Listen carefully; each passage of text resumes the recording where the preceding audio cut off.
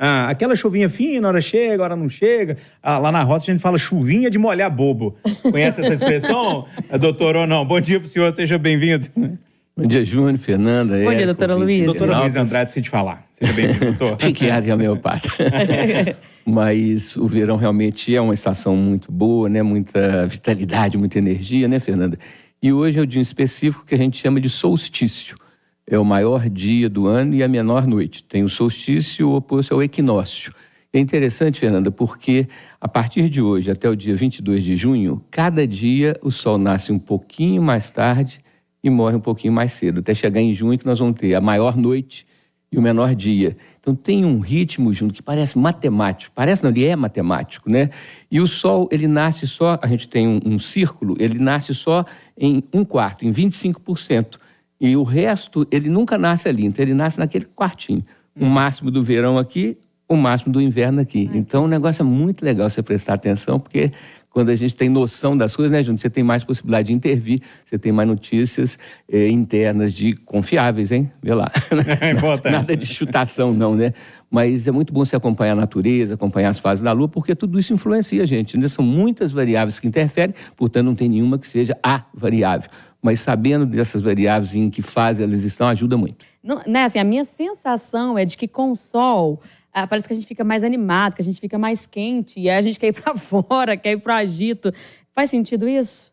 Sim, a física diz, Fernanda, que todos os fenômenos conhecidos têm uma respiração, que é a expansão e o recolhimento, a expiração que é para fora e a inspiração que é para dentro, a ovulação e a pré-menstruação, o verão e o inverno, né? Então, nessa respiração aí é que se forma o pêndulo que é o quê? É uma gangorra, Fernanda, onde antes de você exagerar para mais, você deve começar o movimento de volta, e antes de exagerar para menos, começar o movimento de volta. Então, não há, alerto aí os ouvintes internautas da Itatiaia, não existe um equilíbrio, uma estabilidade linear contínua, tá, gente? Tem essa variação da expansão e do recolhimento, portanto, a autoobservação é fundamental para você ter noção de que fase que você está. Tem horas, Fernanda, que a gente tem que diminuir um pouquinho o ritmo. A gente está falando muito, está pensando muito, está muito agitado, a gente tem que dar uma respirada, contar de 1 até 10. E tem vezes que a gente está muito em si mesmado, muito fechado dentro de si, que a gente tem que forçar a barra para poder interagir, socializar um pouco mais. Então, a partir da autoobservação junto com o autoconhecimento, a gente busca o autocomando. Essa é a ideia. O doutor, e perder essas referências que a Érica está falando, isso é ruim para todo mundo, não é? Você perder a referência, por exemplo, de uma religião, por exemplo, de um caminho, perder a referência das instituições, por exemplo, a gente está indo num caminho muito ruim, não? Voltando ao que você falou da questão do simbólico, né? De às vezes você não dá bola para isso, mas o simbólico, ele representa um conjunto de coisas, né? Não é simplesmente, como tem gente que fala assim, olha, mais um dia igual ao outro, 24 horas, amanhece, escurece, acaba o dia. Não é tão bobinho, não é tão simples assim, porque essa questão do ritual, essa questão da simbologia é que faz a diferença entre o que é instintivo e o que é mais elaborado, o que é mais sofisticado, não no sentido da mitideza, mas no sentido da evolução.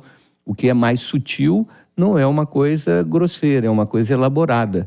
Por isso, então, é fundamental. Agora, eu penso, Érica, que tem determinados assuntos que deviam ser, assim, anteriormente combinados de não serem tratados. Por exemplo, diferenças do passado, né? Uma vez um irmão meu... Fazer um livro de regras e mandar no grupo da família? Talvez resolveria. Seriam 5 itens, né? Vamos lá, a política, eu acho que tem que ser evitada, religião, questões do passado, diferenças. Uma vez um irmão meu passou o dia de Natal comemorando, tomando lá num barzinho que tinha perto. Quando chegou lá em cima, nem tomou banho, falou assim, eu acho que todo mundo tem que falar o que pensa do outro, as diferenças todas. Nossa Senhora. Eu falei, não, Renato, peraí, isso, né? Não é o momento. Então, assim, resolver coisa do passado tem que ser uma coisa mais específica, não é uma coisa pública, não é uma coisa no coletivo, né? E entra sempre, Ju, no cuidado com relação à quantidade de bebida, né, gente? Porque já diziam os gregos há 2.500 anos atrás que o veneno não é a substância, é a quantidade, né? E isso daí exacerba, Fernanda, essa questão das diferenças, né? Então, os instintos vêm à tona e a questão da agressividade, a questão das intensas diferenças acontece. Então, isso que a Érica falou é fundamental. Nós precisamos de ter os ritos, os rituais, Temos que respeitar os símbolos. Isso não é uma caretice, Júnior. Isso daí não é uma questão de você seguir o modelo que todo mundo está usando. Não é isso, não. É porque a vida tem que ter um tipo de organização que vai além só do básico, do comer, defecar, beber água, urinar e trabalhar e pagar a conta. Agora a gente também não quer aqui ficar dizendo que a gente tem que ser obrigado a fazer um ritual, uma festa de Natal, uma festa de família. Acho que quando a família tem uma relação violenta, as pessoas não participarem, procurar outra turma para passar o Natal. É melhor não fazer. É melhor. A gente também não quer impor a violência de uma hipocrisia, de uma família que está se agredindo. Também não é isso, não, né? Não é fácil, não. Mas fato é que tem aí 20% dos brasileiros que acham que a política vai complicar a ceia de Natal, né? Esperemos para ver. Tomara que conseguimos ficar um pouquinho mais evoluídos, talvez, seria a palavra, para passar esse Natal de forma vamos diferente. relevar. Vamos relevar, pelo amor de Deus, né? E buscar os temas que são acrescentantes, né, Júnior? Não os temas que são, vamos dizer assim, sugadores de energia. Uma fala de um pedagogo, a avaliação de um pedagogo, o nome dele é Ocimar Munhoz, ele é da Universidade de São Paulo, a USP. Ele disse o seguinte, né? A gente tem uma preocupação para garantir uma classificação entre os alunos, né? Ele falou assim, a gente tem que pensar que quer formar 4 ou 5 alunos brilhantes ou se quer garantir que todos os alunos consigam atingir um certo patamar mínimo de habilidade. Ele está falando sobre essa cultura do melhor aluno, que na avaliação dele prejudica a maioria dos estudantes no Brasil, né? Para esse especialista, a educação no Brasil não é pensada para garantir o sucesso de todos os alunos, mas para privilegiar os que são considerados os melhores estudantes, que já têm ali uma certa habilidade, uma facilidade. E ele, inclusive, citando os dados que a gente já divulgou aqui no Rádio Vivo do PISA, né, que mostrou que 70% dos alunos brasileiros, por exemplo, não demonstram habilidades mínimas em matemática. Doutor, o pesquisador está falando que a gente está nivelando por baixo a educação, é isso? Olha, tem uma cultura que é a cultura do maior esforço possível. Essa cultura do maior esforço possível é você estimular a criança desde novinha a tentar ser melhor esportista do que ela mesma, melhor estudante do que ela mesma, melhor artista do que ela mesma, melhor altruísta do que ela mesma, nunca se comparando com os outros, sempre se comparando consigo mesmo. Nunca buscando a perfeição, Júnior, mas o melhor de si naquele momento. Então, essa questão da competição, ela é distorcida porque você fica competindo com o outro. E é óbvio que, nesses casos, você vai ter pessoas com mais habilidade na matemática, outros com mais habilidade no português ou na história. Então, não dá para você fazer essa disputa no meio de um tanto de gente. Você tem que estimular essa criança a melhorar o seu rendimento. Agora, boa parte da dificuldade dos alunos é porque, muitas vezes, o professor não está tão empolgado, o professor não está tão estimulante para poder despertar nesse aluno a alegria, a satisfação, a felicidade de estar aprendendo, né? Quando a gente pensa que o estudo é um saco, é uma chatice, é uma canseira, é uma obrigação, já era.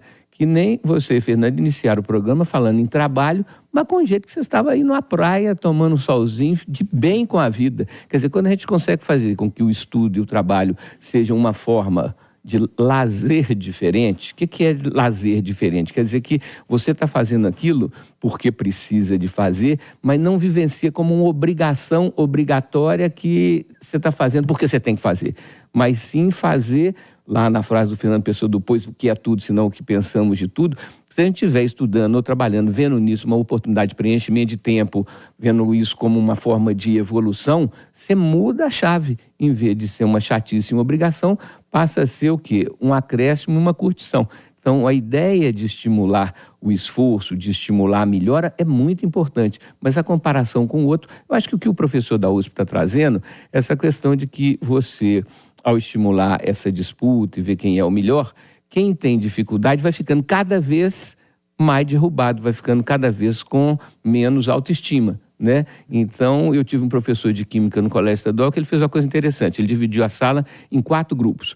Os que eram acima da média, os que eram médios, os que eram abaixo da média. E ele dava provas diferentes, mano. Em vez de dar a mesma pergunta para todo mundo, as pessoas mais capazes, ele dava, mais dedicadas, ele dava perguntas mais difíceis. Para as médias.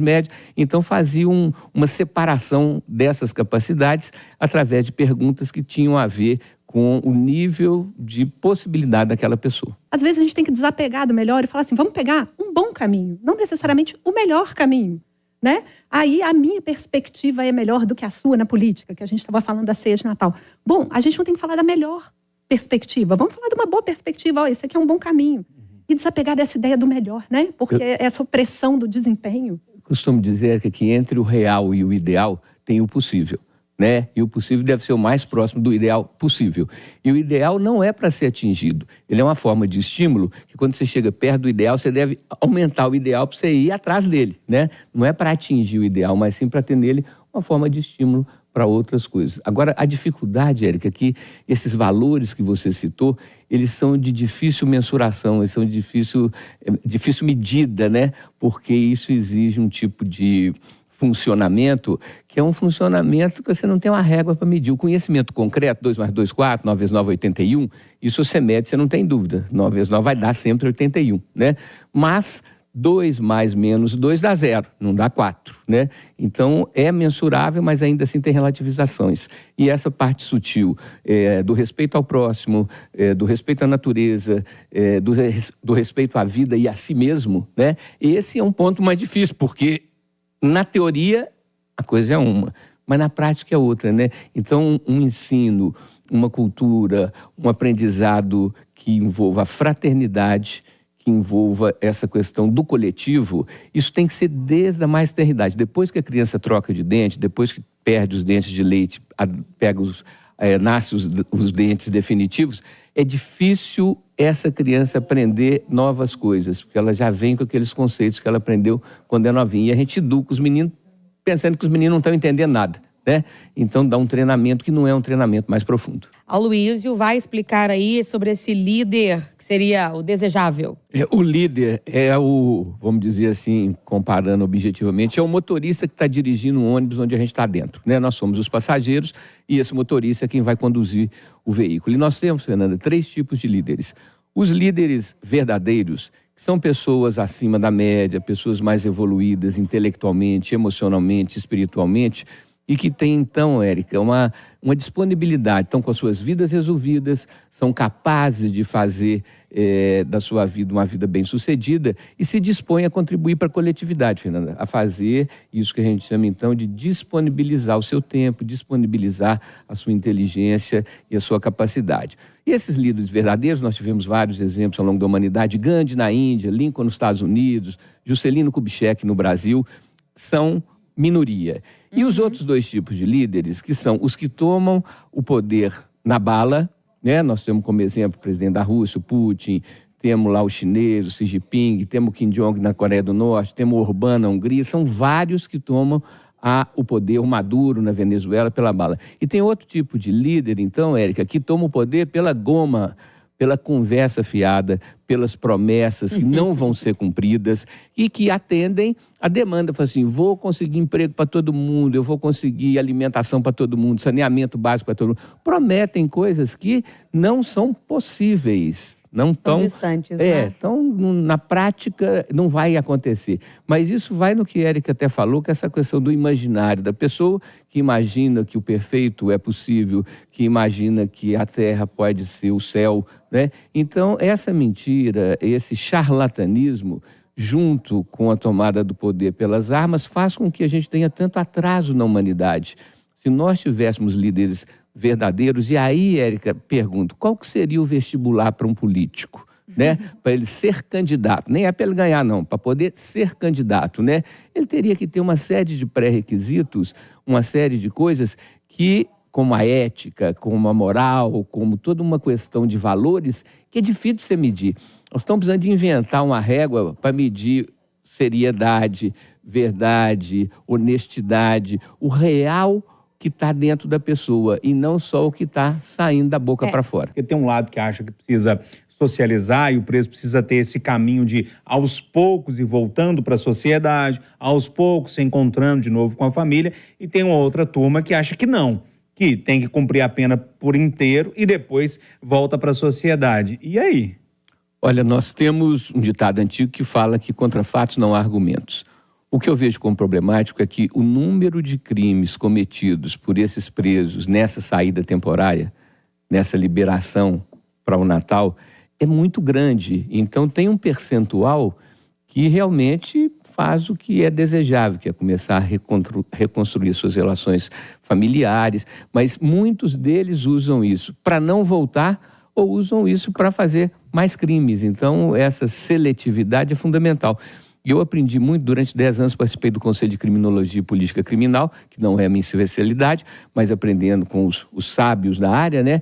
Vi que realmente existe todo um processo de tentativa de socializar, de mudar a atitude desses criminosos diante da vida, mas quando você tem os psicopatas, quando você tem essas pessoas que têm uma estrutura de personalidade distorcida e que nunca vão conseguir se adequar, Júnior, porque é das poucas coisas na psiquiatria que considera-se incurável.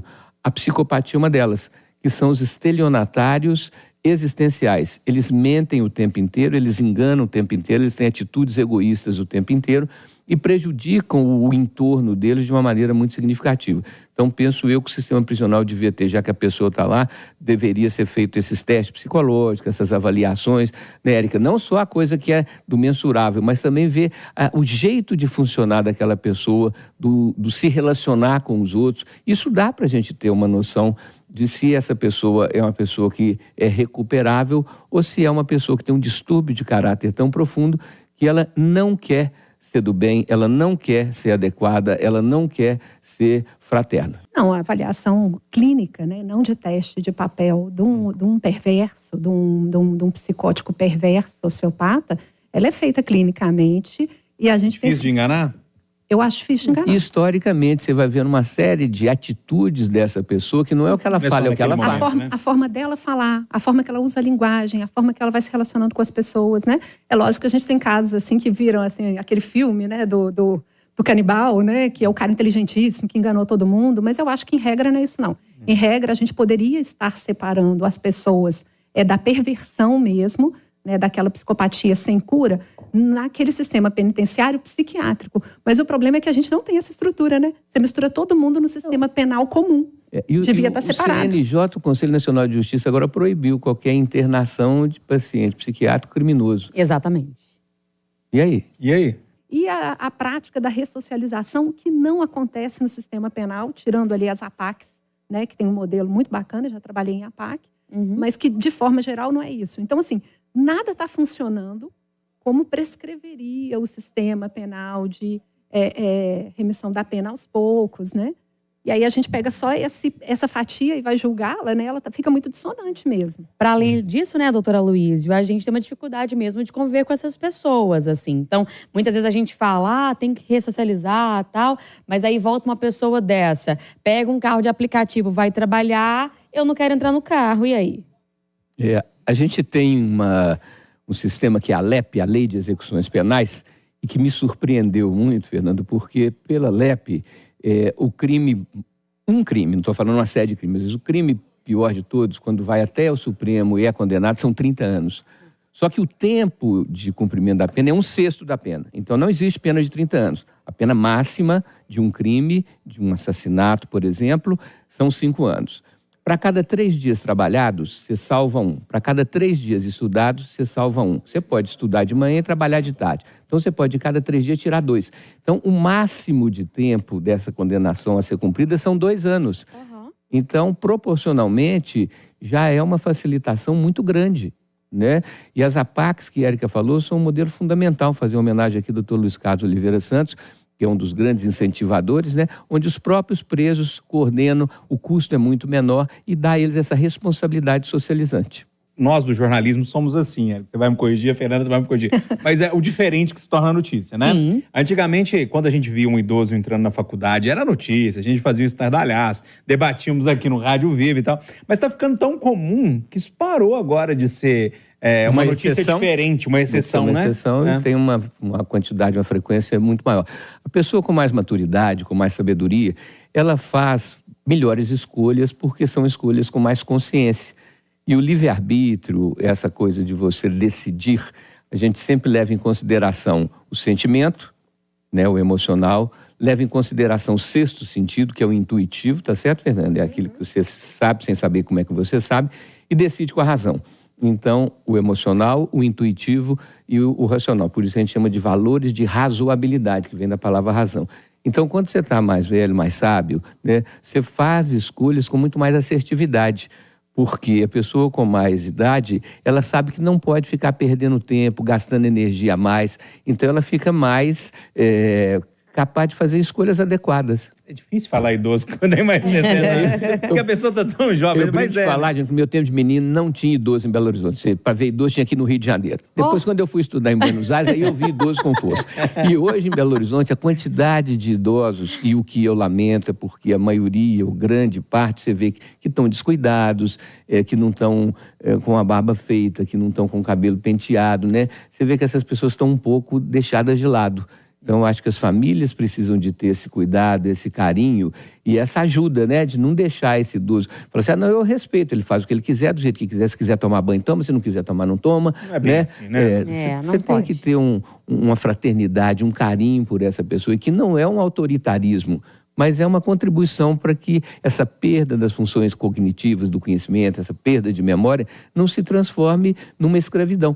E aí vai ter, então, toda uma série de consequências, inclusive sobre a saúde física também, né, Júnior? Eu costumo dizer que a velhice começa aos 29, né? Que você Né? tem ali por volta dos 30, você tem que começar a cuidar, Tem senão o que bicho começar pega. a cuidar. E você Né? sabe- E se a gente vai viver até 90, Os 29 são muito significativos, não só porque está pertinho dos 30, mas porque o ciclo do planeta Saturno tem 29 anos e meio. Tem isso, doutor? E Então eu quando- acertei sem saber. Quando Saturno, não, mas considera-se que é jovem até os 29, né? Então, quando Saturno está no mesmo lugar que estava quando a gente nasceu, ele tem um ciclo longo de 29 anos e meio, a pessoa tem um tipo de uma caída na real, no bom sentido. Ela tem uma clareza e ela não fica à base só da fantasia, do imaginário. Ela tem uma vivência do pão, queijo. Então, é o momento de um turning point, de uma tomada de decisão, de uma mudança de modelo, Júnior, para você assumir as rédeas da sua vida nas próprias mãos. Por isso, eu acho que o vestibular devia ser feito perto dos 30 e não dos 20. Porque aos 19 tem o ciclo da Lua, e a Lua faz com que a gente, assim como Saturno, questione tudo que a gente está fazendo. Então, você vê o outro lado da moeda, você vê as outras possibilidades. Por isso, tem muita gente que passa no vestibular e um ano depois está deixando o curso. Mas não é porque o curso fosse ruim ou esteja ruim, mas sim porque a pessoa tem uma mudança de percepção, e nessa mudança de percepção, ela resolve de uma outra maneira, né? Então, essa parte aí da sabedoria, da maturidade, não precisa de ficar idoso para ter maturidade, não, tá certo, gente? Se você vai com jeito, se você vai observando, são três coisas, Fernanda. A humildade do reconhecimento dos fatos, né, da realidade, a criatividade, que a gente tenta inventar a saída para o que ainda não tem, e a coragem, Júnior, para levar o projeto humilde e criativo adiante, mesmo quando está tudo agarrado, tudo dando errado, Érica, ora através da paciência, que é mais humildade, ora através da tal da invencionice, que é mais criatividade. Doutora Luísa Andrade, obrigado também por essa antivéspera. Antivéspera, não? Do Natal? Tá quase Natal. Antivéspera, é isso mesmo, né? Quero deixar aqui, então, Júnior, né, o desejo profundo de que as pessoas sejam mais gentis entre si, tenham mais carinho e respeito, né? E que deixem as diferenças ficar para trás e tentar construir um novo momento no relacionamento, um renascimento. A ideia do renascimento é não só a partir do nascimento do Cristo, mas de uma mudança de atitude diante da vida, mudança de posicionamento, e essa capacidade, Júnior, de você ter uma nova postura, um novo olhar.